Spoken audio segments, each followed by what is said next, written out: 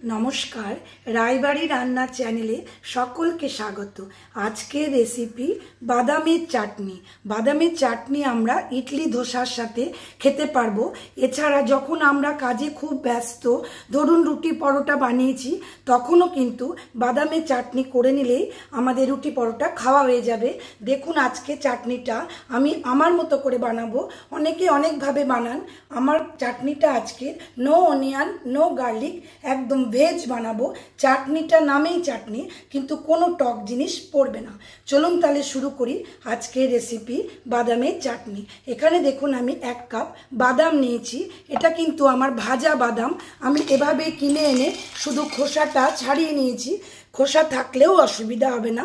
এর সাথে ধনে পাতা দিচ্ছি হাফ আঁটি। ভালো করে দেখুন আগে থেকে ধুয়ে রেখেছি।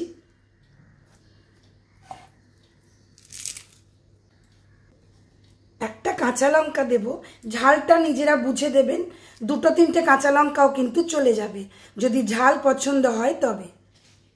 একটু কাশ্মীরি লাল মির্চি দিয়ে দিচ্ছি, খুব সামান্য। নুন দিচ্ছি, সাদা নুন, রেগুলার যে নুনটা আমরা খাই। এটাও নিজেরা একটু স্বাদ মতো দেবেন। অল্প জল দিয়ে দেব। মিক্সিতে এটা আমি ঘুরিয়ে ফিরছি। বাদামটা যখন মিক্সিতে ঘোরাবেন একটু সময় নিয়ে ঘোরাবেন। কেমন, বাদাম তো তেল বেরিয়ে যাবে, একটু ধরে ঘোরাবেন। দেখুন এরকম দেখতে হলো। খুব মিহি হতে হবে আমাদের, খুব কম সময়ের মধ্যেই তৈরি হয়ে যাবে। দেখুন একটু জল দিয়ে দিই সামান্য। নুনটা একটু দেখে নেবেন এই সময় কেমন লাগছে।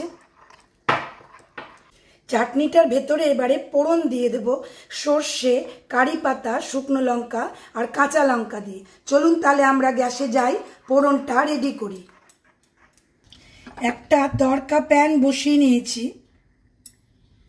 সাদা তেল দিয়ে দিলাম। শুকনো লঙ্কাটা ছেড়ে দিচ্ছি।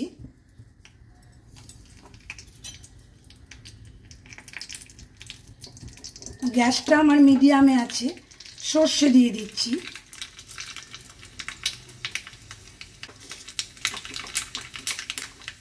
কাঁচা লঙ্কা ফাটিয়ে রেখেছি, এটা দিয়ে দিলাম।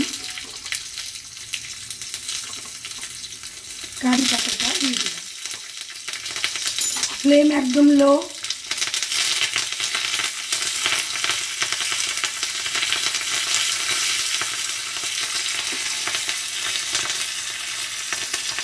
সর্ষের শব্দ বন্ধ হয়ে গেলে ফোড়নটা রেডি হয়ে যাবে।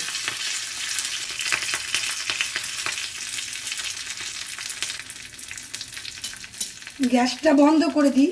চলুন ফোড়নটা এবার আমরা ঢেলে দেব চাটনির ওপরে। চাটনির ওপরে ফোড়নটা ঢেলে দিই। রেসিপিটা অবশ্যই ট্রাই করবেন। যদি ভালো লাগে please like, share, comment and subscribe my channel.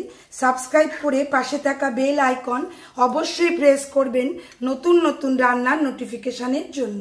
একটু জল দিয়ে দিই। এভাবে একদিন বানিয়ে নিন বাদামের চাটনি। রুটি পরোটার সাথে হোক বা ইডলি ধোসার সাথে হোক, খুব ভালো লাগবে। সকলে ভালো থাকুন, সুস্থ থাকুন। আজ আমি এই পর্যন্তই। ধন্যবাদ।